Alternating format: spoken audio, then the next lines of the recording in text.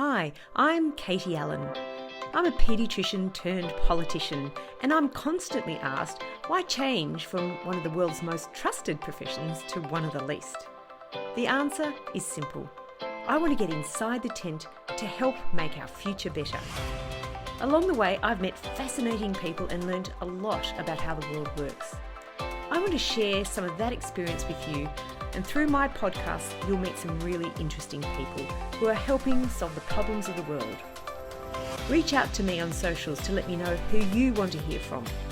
Join me, Dr. Katie Allen, on An Apple a Week. Hopefully, you'll learn as much as I do.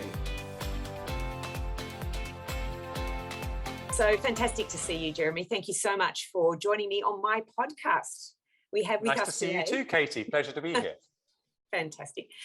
So Jeremy Hunt, as everyone knows, is the UK's longest serving health minister. And Jeremy, you're now chairing the health committee, and you've written a book called Zero, which I have absolutely loved. I'm a great fan of it.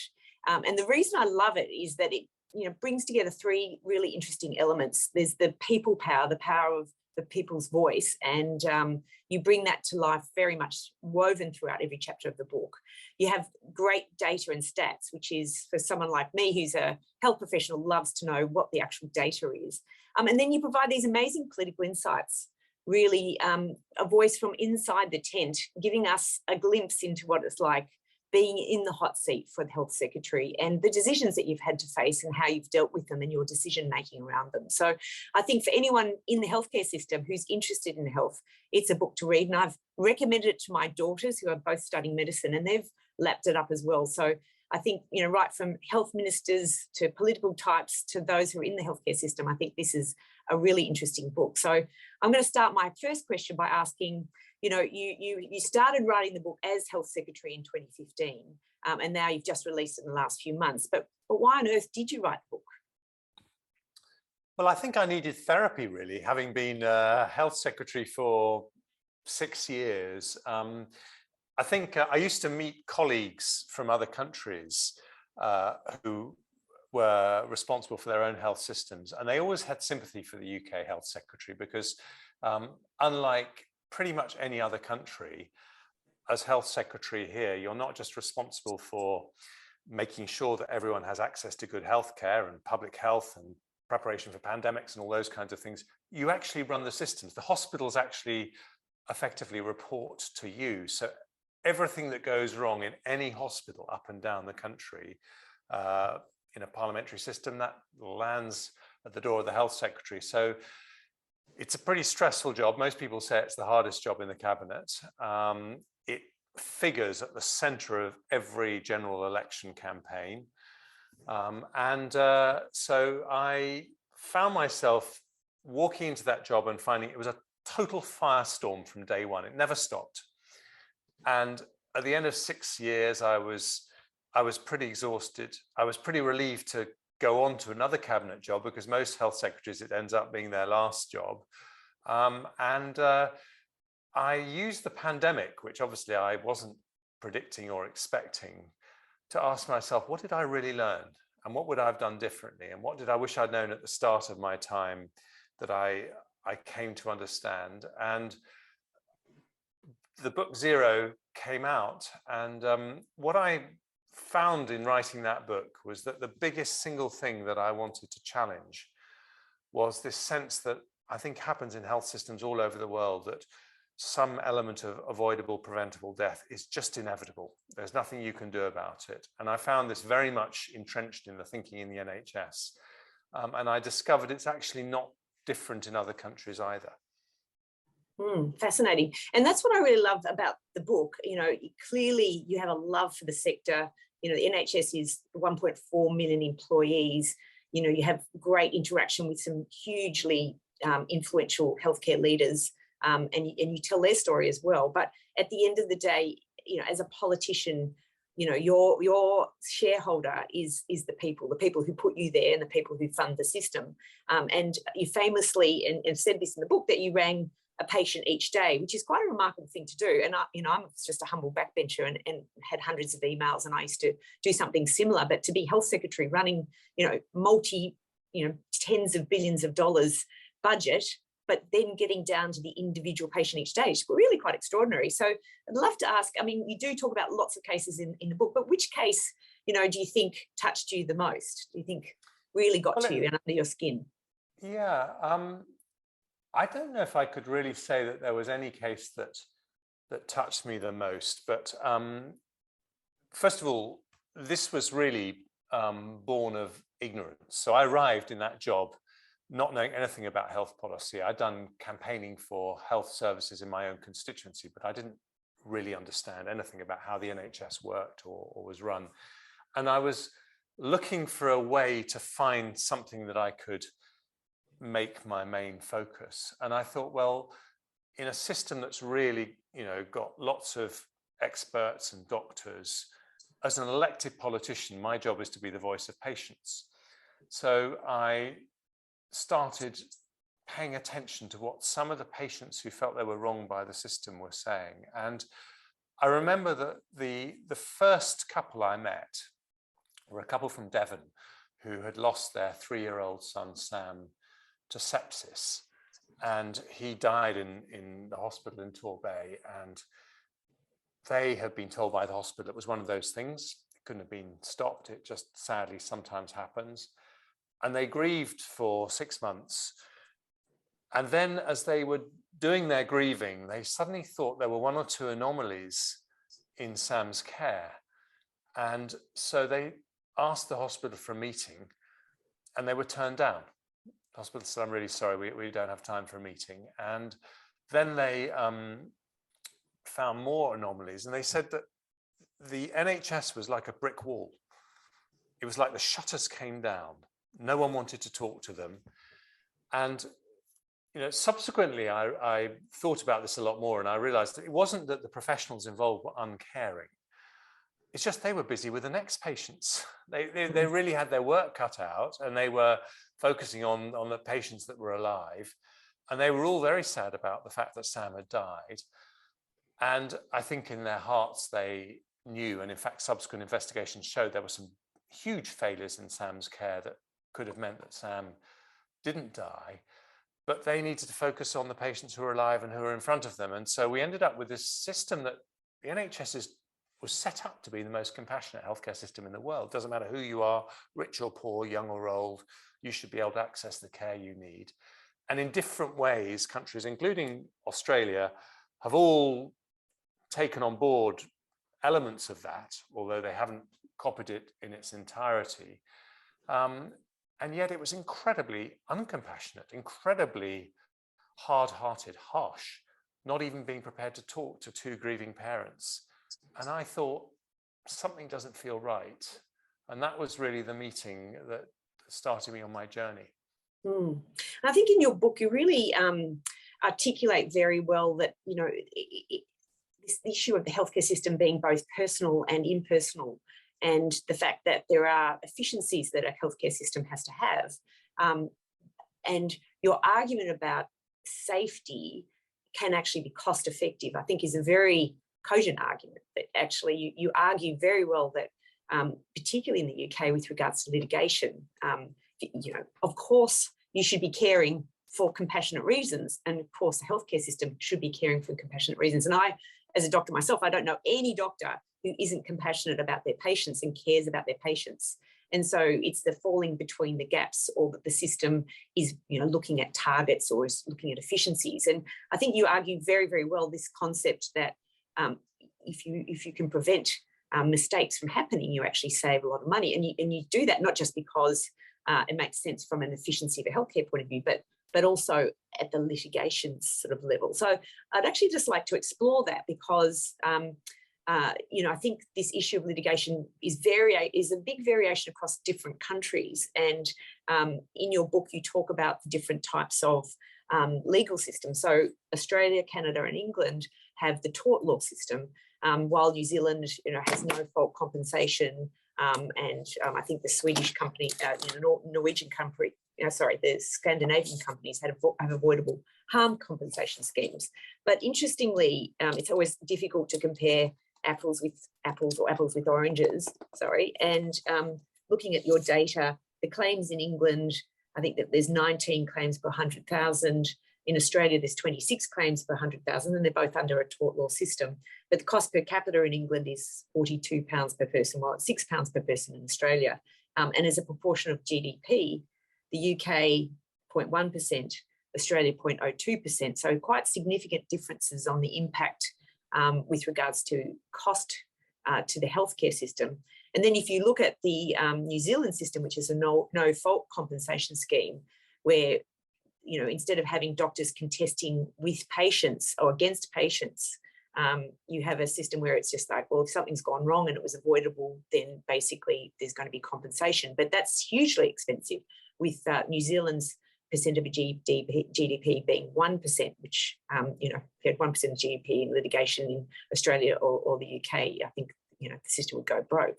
So how do you round that, or square that circle, I should say, with regards to making a healthcare system, affordable and compassionate, and then dealing with this issue of litigation, which is changing around the world with regards to patients being empowered to make those decisions to sue?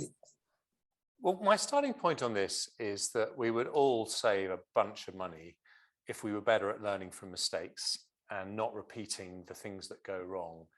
And I think the most shocking example of this is actually neonatal deaths, or what us laymen call baby deaths, where when a baby dies in a hospital, that is like the most horrific, shocking thing that can happen, both for the family and also for the medical staff.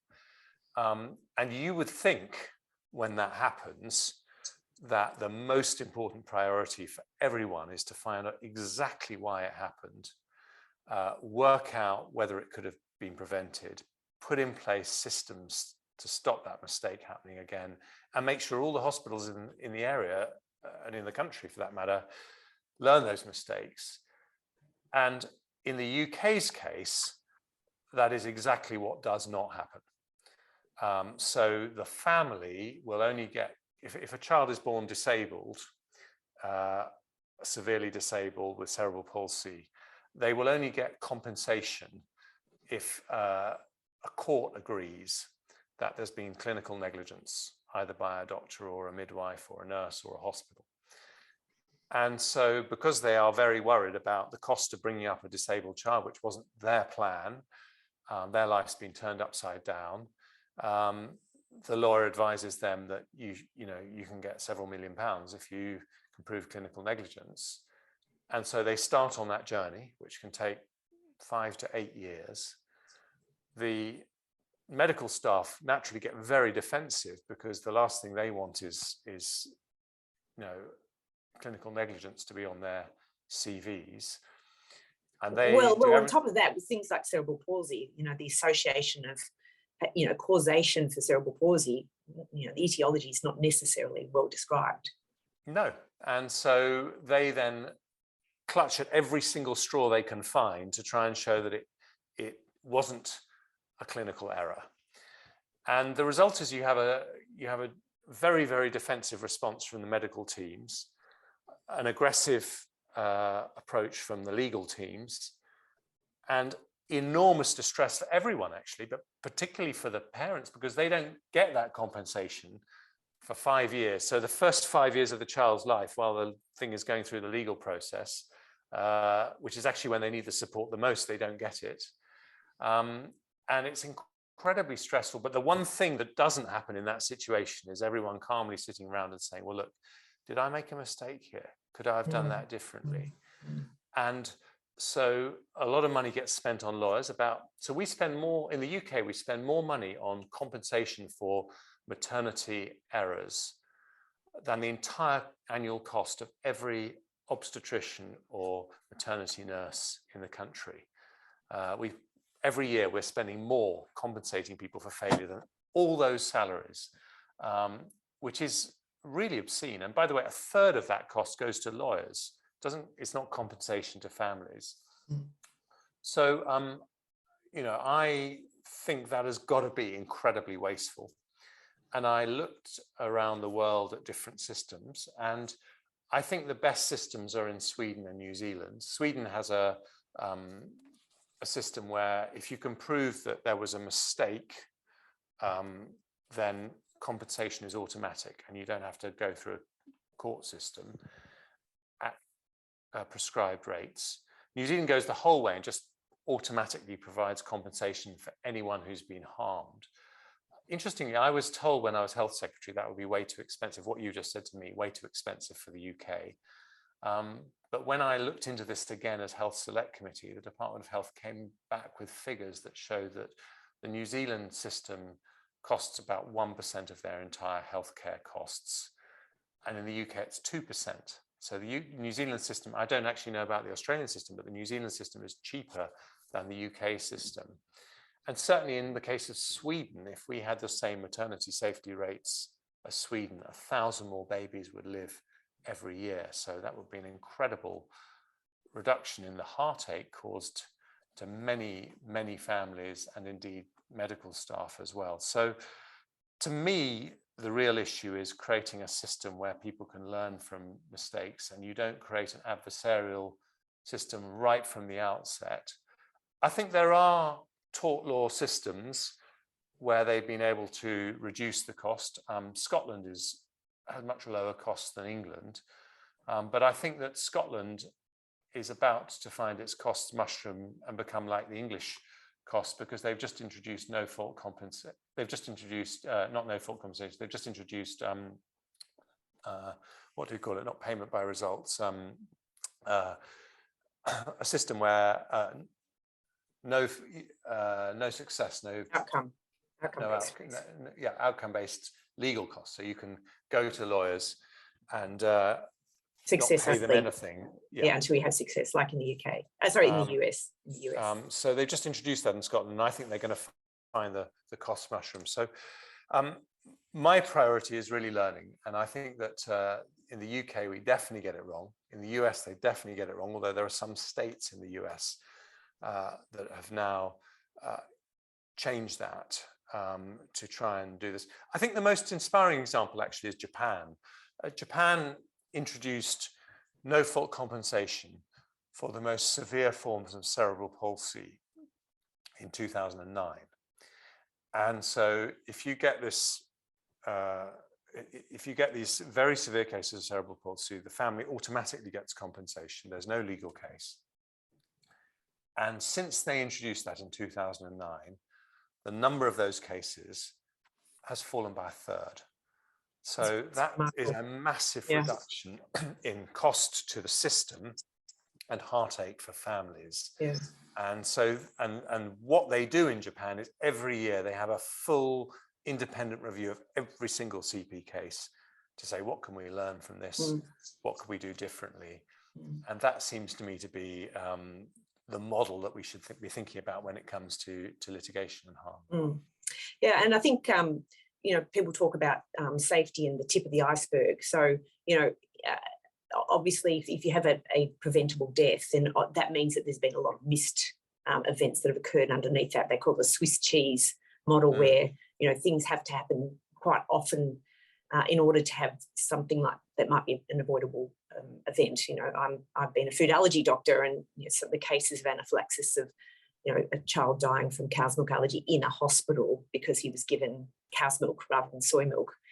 You know, those sorts of, when you go back and look at the system, there's a Swiss cheese event where, you know, any of those events could have been a problem, but they were, you know, they cumulative problems that result in these absolutely extraordinary outcomes. So we're talking with litigation about the tip of the iceberg, but it does underpin, you know, that sort of continuous learning from mistakes. And being on the board of a hospital, I know that we were monitoring preventable events such as falls and nosocomial infections or infections that people were doing from poor hand washing. And I think around the world we're seeing, you know, a great improvement in these areas, but they're hard to shift, particularly when you've got these large organisations. And I love the fact that even when you left being health secretary, when you became foreign secretary, that health was still under your skin. And as you said in your book, that you know, helped to launch World Patient Safety Day as a thing, which I think is September the 17th, and they're now 89 countries championing it. And those sorts of things sort of raise awareness about how important health safety is. But you also talk about how do we build a system hungry to make changes automatically or improvements automatically, and the ethics of continual learning. And I know as doctors, we have continuing medical education and we're asked to review, how we do things. But then how does the system also continue to have a continual learning environment? And that can be more difficult because, of course, every system is made up of small groups. And when you bring those groups together, it's that sort of hierarchical structural system. So your view about how do you keep people nimble and learning? You talk about no blame approach, deconstructing hierarchy. What would be the three things that, if you could wave a magic wand, that would help the culture in an NHS system? Well, I think, let me give you two. I mean, first of all, the Swiss cheese model, which is often talked about in patient safety circles, is really fascinating. So there's this idea that, the worst type of tragedy only happens when all the holes in a piece of Swiss cheese line up. And so and that suggests it's an unusual thing, but unfortunately it's not that unusual. We have 5 preventable deaths across the world every single minute. But what that model also suggests is that system changes, structural changes, routine changes, procedure changes could stop that Swiss cheese aligning of the holes happening. And I think that's a very important insight because in the vast majority of cases, the error happened not because of a severe professional failing by a doctor or a nurse or a midwife, but because of a kind of ordinary human mistake that all of us make in our work. And if you think about your life as a politician compared to your life as a doctor, and when you're a politician, you could have a bad day, a speech goes down wrong, or you lose an election. Or quite frankly, you use one wrong word. Or you use one wrong word. But what happens is, you make a fool of yourself, you feel lousy. When you're a doctor, if you made some of those mistakes, there's a chance someone could die. Yeah, exactly. No. And so it's fundamentally a very brave thing, I think, to be a doctor. But no doctor wants to be responsible for those mistakes. And the vast majority of patient safety errors, you can change the structures and systems so that it's impossible for anyone to make that mistake again. And that's the constructive way of looking at something that goes wrong. Not to say you're a bad doctor, you're a bad nurse, you shouldn't practice as a midwife again, but to say, how can we change the system so that the next midwife in a different hospital, in a different city, doesn't make the same mistakes? But how do we change it? What's the biggest thing I learned is that, and I think even though Australia and the UK have very different health systems, I think you'll be very familiar with this, Katie. When you discover that, using a certain type of tube for someone who's had their bowel removed is going to save lives, the instinct is to say, right, let's mandate this now across our whole health system in a kind of very Stalinist way. And that way we're going to save, 220 lives a year or whatever the stats suggest. And of course, there is a role for system-wide changes that improve safety. And I was responsible for many of them when I was health secretary. But the thing about that is that you solve the individual problem, but you don't necessarily create a culture where everyone is looking out for ways that they themselves can improve their own practice when they go into work at 9 o'clock on a Monday morning. And I learnt over my 6 long years as health secretary that there's really 2 types of leadership. There's leadership where you change practice, and that's what most of us tend to focus on, particularly conservatives, because we're kind of practical people. A lot of us come from a business background. And so you think, if I can reduce the neonatal death rate by 12%, as I did when I was health secretary, that's a victory. And you're proud of that. And it's very important, that is, but there's another type of leadership, which is changing people's minds. Yeah. And that is a culture change. And that's a change. And it comes from the top. It comes from the top, but it can't be imposed from the top. You can only change people's minds because they want to. We have to change their hearts. you have to change their hearts. That's a very good way of putting it, actually. Very good way of putting it. And so to change their hearts, they have to want to do it. And then you create a culture which is a learning culture. And that's what I feel in the NHS in England. Certainly, we need much, much more. We need to become a learning organisation so that if we're going to improve the care that patients get, you're not just waiting for the next instruction that comes from the health secretary or the head of NHS England or the head of your hospital. People are actually actively looking themselves and going on a journey of continuous improvement. And that intellectual curiosity as to how we can make healthcare safer, more effective, with better outcomes, that's what we need to think about, how we can give everyone the space to do. And I think that that does happen, as you know, in the good leadership that you see. And I know the NHS sent a number of, I think, 50 healthcare leaders across to Harvard Business School to help develop their leadership skills, and sort of upskilling that, ability to lead in that way, I think, is incredibly important. And there's a big movement about a value-based healthcare system around the world.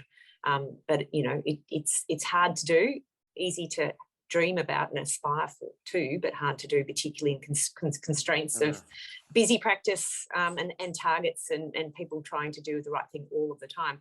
So in our last few minutes, because I can honestly could talk to you for hours, I'd just like to turn to the future of healthcare, and obviously health safety, is incredibly important, and putting that at the heart of what we do. But with an aging population and a narrowing tax base, with digital transformation coming at speed, and particularly the genomics revolution, we know there's a workforce planning shortage also coming at speed. I think the WHO says 18 million a global shortage by 2030. We know that there's been difficulties with COVID, that there's a lot of catch up with regards to delayed healthcare. We also know that countries like Australia and the UK depend on importing doctors from overseas. I think in the UK, 28% of doctors are non-British nationalists. So there's some short-term pressures that both Australia and the UK are facing. But, the transformations that are coming at us and the opportunity for health to be on the front foot, not the back foot, with things like telehealth, digitalisation and genomic screening or genomic testing. What's your view on how healthcare systems are going to embrace these changes and do so in a way that's both ethical, supports privacy of individuals, and in the political confines of election cycles as well? Well, I think it's actually a very exciting time, and I think the whole prevention agenda, which is talked about much more in health circles than in political circles, is going to become a lot more central, because it's obviously cheaper to catch a cancer at stage 1 or 2 than stage 3 or 4. And you've obviously read my first speech, Jeremy. I absorbed it by osmosis. But I think prevention agenda, which is not the focus. I mean, in Australia, like in England, you have a payment by results system or fee-for-service system, which incentivizes hospitals to do as much activity as possible. And that really... Well, it's actually activity-based, not even results-based, which isn't quite right. the same. Yes, indeed. And so that puts the whole emphasis of the health system on cure rather than prevention. And we're all trying to figure out ways to move the care upstream so that we can catch diseases. Well, I'm interested that you say that, because I would have thought you're a per capitation model here because of the NHS and the primary care responsible for a population. So isn't that per capitation? So there should be incentives to keep people out of their practice so they can go play golf. GPs are paid on a capitation model, but hospitals are paid on a activity model. So GPs aren't incentivized to keep people out of hospital. They do what they can, but we still massively underinvest in primary care compared to what we would do if we were trying to stop people needing to go to hospital. But I think what you're alluding to is the next step in the prevention model, which is not just picking up diseases earlier, but picking them up before people are showing any symptoms at all. And that's what genomics is going to allow. And I think, within a decade, we'll all be sending in a blood sample every 6 months, and people will be looking at 300 biomarkers for early signs of things like prostate cancer and bowel cancer, which now we find very difficult to. Or even more so pharmacogenomics, where, you know, this drug is going to work for you, or even a nasty side effect. So I think, you know, that's going to be a very exciting development. I think most people will be thrilled by that. It's a big opportunity. As politicians, though, we have to be honest that it's going to cost, and it's going to cost everyone more. And, you know, if you're in a taxpayer-funded system, your taxes are going to go up to pay for it. And if you're in an insurance-based system, your insurance premiums are going to go up. And if you're in somewhere like Australia, which has both, they're both going to go up. I think as Conservatives, we should avoid falling into the trap of saying this is about, you know, the state getting bigger. And because we all want to keep taxes down, but we made a political choice in the UK that we're going to fund our healthcare through our tax system, and health is people's #1 priority. So the reality is, if the country still wants to maintain a taxpayer-funded system, as they overwhelmingly do in poll after poll, then you know, it's not about the state getting bigger and bigger. It's just about a choice that people are making to invest in these new, very exciting developments in healthcare. But if you're going to have a state-funded system, you need, on the one hand, it should make things like the prevention agenda much easier, because it makes it much more logical to invest in public health and all sorts of prevention measures. But on the other hand, you know, we just got to be honest with people, that comes with cost. Well, it's interesting because I spent 20 years trying to convince people that testing for one gene, hemochromatosis, which is the commonest genetic mutation in Caucasians, would actually save both the healthcare system from liver transplants, because people have the gene and they don't get treatment, they can rust and need a liver transplant. But you'd also increase the ability for our blood banks to increase their supply. In fact, the cost effectiveness, it costs $1 to do one test like that is massive for the whole population. And I think that's where health researchers have to be better at communicating not just the risks, because they are, of course, privacy and personalised medicine, and feeling that you may have problems with your future, not wanting to know all those things. That Gattaca future is something people are frightened about. But I think we also have to get better at saying, well, these are the benefits. And I would argue that for the private world's better at dealing with benefits, just like digitalization of our phones. We've given away all our information because it means that we can get to our favorite restaurant, both in direction and reviews. So we've got to get better at putting that information into the hands of the consumer so they can choose with their feet that they want to use this information. Well, I've taken a lot of your time, and I've loved talking to you. As I said, I could speak to you for hours, but I love the fact that you quote Aristotle about the risk is not aiming too high and missing, but aiming too low and hitting the mark. So the aspirational model, that's definitely a conservative, or in our view, a liberal way of thinking about the world. So it's been an absolute delight speaking to you this morning. Thank you so much, Jeremy, and look forward to watching your illustrious career in the area of health going forward. Likewise, Katie. Hope to see you back in Parliament soon.